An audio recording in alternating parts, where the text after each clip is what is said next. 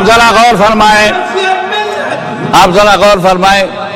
کچھ لوگ کہہ دیتے ہیں صاحب ایک حدیث شریف ہے. میں نے کہا تو ہر حدیث شریف ہے.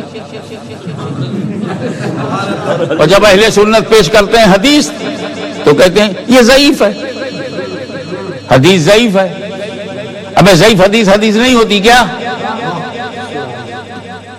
میں آپ کو بتا دوں حدیث نہ ضعیف ہے, نہ حدیث صحیح ہے, نہ متصل ہے, نہ منفصل ہے. یہ جتنی بحثیں ہیں, یہ جتنی ٹرمالوجی ہے, یہ سند کے بارے میں. قول رسول کو ضعیف کون کہے گا؟ یہ جو قول رسول کو صحابی نے سنا, صحابی سے تابعی نے سنا, تابعی سے تابعی نے, اور وہ پہنچا بخاری تک, تو اس لائن میں جو راوی ہیں ان پر بحث ہوتی ہے. تب اصطلاح صحیح, حسن لذاتہ ہی لغیرہ ہی, جتنی بھی تقسیم ہے, عزیز, متصل, منفصل, یہ سب وہاں ہے سند پہ. حدیث ضعیف نہیں ہے. چلو سند کو تم نے ضعیف کہا, اس لیے حدیث کو بھی ضعیف مجازن کہہ دیا, تو کیا ضعیف حدیث نہیں ہوگی؟ کیا مطلب ہے؟ ہمارا والد ضعیف ہو جائے تو والد نہیں رہے گا؟ کیا کہنے, واہ واہ. اماں بوڑھی ہو جائے تو اماں نہیں ہے. تو اگر حدیث بھی ضعیف ہے تب بھی تو حدیث ہے. ہاں فرق اتنا ہے کہ اگر حدیث صحیح ہے سند سے تو بھاری کام لیں گے, حلال و حرام کا کام لیں گے, عقائد کا کام لیں گے, مسائل فقہ کا کام لیں گے. اور حدیث ضعیف ہے, جسے میرا باپ ضعیف ہے, تو اس سے ہم یہ نہیں کہیں گے کہ 1 کوئنٹل کا بورا اٹھاؤ, پتھر اٹھاؤ. اب کہ ایک چھوٹا سا جھولا لے لو, سبزی لیتے آؤ, دروازے پہ بیٹھو, بتاؤ ہاشمی میاں اندر ہیں کہ نہیں ہے. کچھ تعارف کراتے رہنا, لوگوں کو ہدایت دیتے رہنا. چھوٹے چھوٹے کام تو کر ہی لے گا, تو ضعیف حدیث سے کم فضیلت کا تو پتہ چلے گا, تعارف کا کام تو ہوگا. ضعیف حدیثوں سے نبی کی عظمتوں کی پہچان تو ہوگی. اس لیے یہ چکر میں کبھی نہ پڑنا. اب آئیے, جہاں نبی نہیں ہے جی جی, اس میں ہمارا ملک سب سے آگے ہے. انڈیا کی اکثریت میں نبی گم ہے. نبی آئے ہیں, انہیں پتا نہیں, بھول گئے نبی کو, بھولا دیا نبی کو. 35 کروڑ دیوتاؤں میں چلے گئے. نبی آئے سب سے پہلے تو وہیں آئے, حضرت آدم سب سے پہلے وہیں آئے, لیکن انہوں نے آدم کو نہیں مانا, شیش کو نہیں مانا. اب ان کے بعد کوئی پوچھے تو ہیو یو اینی پروفیٹ, تو 80 کروڑ کہے گا آئی ہیو نو پروفیٹ. اب نہ ہونے کا نتیجہ یہ نکلا کہ انہیں یہ پتہ ہی نہیں کیا بولنے سے ہم باہر ہوں گے اور کیا بولنے سے ریلیجن کے اندر ہوں گے. بھٹک رہا ہے ان کا سر اس ایک وحدہ لا شریک کے لیے, بھٹک رہی ہے ان کی روح خالق کائنات کا قرب پانے کے لیے. لیکن ایک نبی نہیں ہے, گائیڈ نہیں ہے, اور نبی کا آنا بند ہوا. تو جس قوم میں نبی نہ ہو, نبی کو نہ مانتی ہو, اور پھر نیا نبی آنا بھی بند ہو, کیونکہ نبی کریم صلی اللہ علیہ وسلم کے بعد کوئی نبی نہیں, تب رسول نہیں گیا وہاں, عطائے رسول وہاں گیا. اور نبی کی کمی کو ولی نے پوری کیا.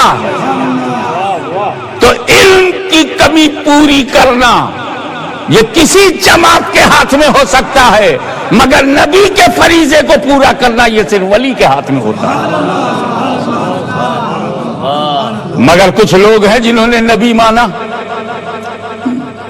مگر نبی کا جو مانا ہے وہ نہیں مانا.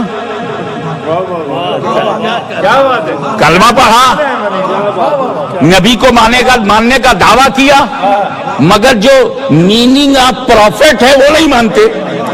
محمد صلی اللہ علیہ وسلم از پروفیٹ وداؤٹ پروفیسی, ایسا مانتے ہیں وہ لوگ. نبی ماننا ہے, نبی کی میننگ جو ہے, نبی کا جو مانا ہے وہ نہیں مانا. اور ایسے وہ لوگ جنہوں نے نبی کا مانا نہیں مانا, ہم نے انہیں اپنا سنی نہیں مانا. نبی کا مانا دیکھیے، میں تفصیل میں نہیں جاؤں گا، صرف اشارہ کر کے گزر جاؤں گا. ابو جہل کو نبی کا مانا معلوم تھا. اس کا ٹکراؤ یہ نہیں تھا کہ نبی کی میننگ کیا ہے، اس کی لڑائی یہ تھی کہ عبداللہ کا بیٹا نبی ہے کہ نہیں. نبی ماننے سے انکار کیا ہے، اس کے معنی سے نہیں. کبھی تو چھپا کر کے کنکریوں کو نبی کے سامنے آیا، نبی ہو تو بتاؤ میری مٹھی میں کیا ہے، چھپی بات بتاؤ، ڈھکی بات بتاؤ، کورڈ بات بتاؤ، ہڈن بات بتاؤ، غیب کی بات بتاؤ.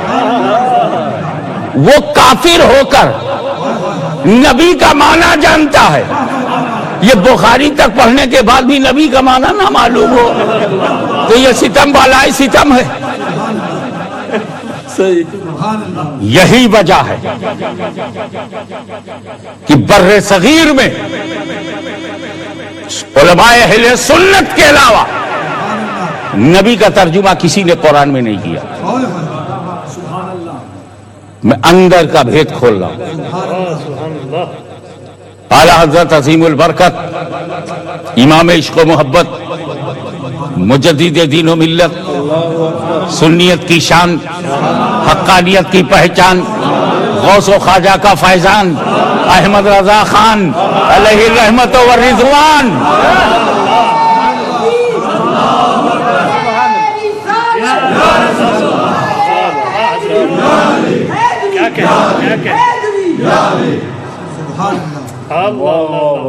انہوں نے نبی کا ترجمہ کیا. رازی باغ، غزالی دوراں، علامہ سید احمد سعید کاظمی البیان میں نبی کا ترجمہ کیا. دیکھیے، تم لفظ موسیٰ کا ترجمہ نہ کرو، ابراہیم کا ترجمہ نہ کرو، سمجھ میں آتا ہے پراپر ناؤن ہے، لیکن نبی تو پراپر ناؤن ہے ہی نہیں.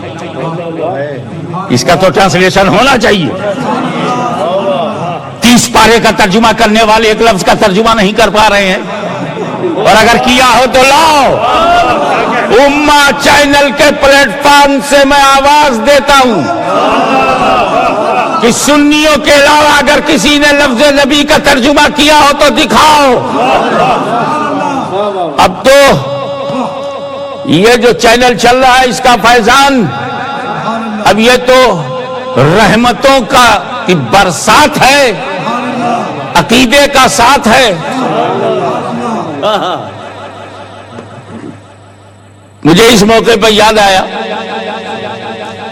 کہ آج سے 22 سال پہلے سب سے پہلے حضور شیخ الاسلام والمسلمین نے ویڈیو ٹی وی کے شرعی استعمال پر 250 صفحے کی کتاب لکھی، اور اس میں 15 چیپٹر بنائے، قرآن سے، تفسیر سے، حدیث سے، اور ثابت کیا کہ photography is different, videography is different.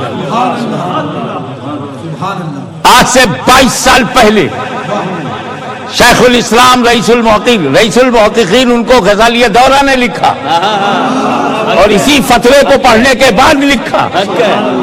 جب بڑا کہتا ہے تو سند ہو جاتی ہے. رئیس المحققین ہونا ان کی سند ہے. اور آج الحمدللہ امہ چینل اسی راہ پہ چل پڑا، اور آہستہ آہستہ سب کی سمجھ میں آنے لگا. ہم ان کی سمجھ کو سلام کرتے ہیں. دیر آئے درست آئے.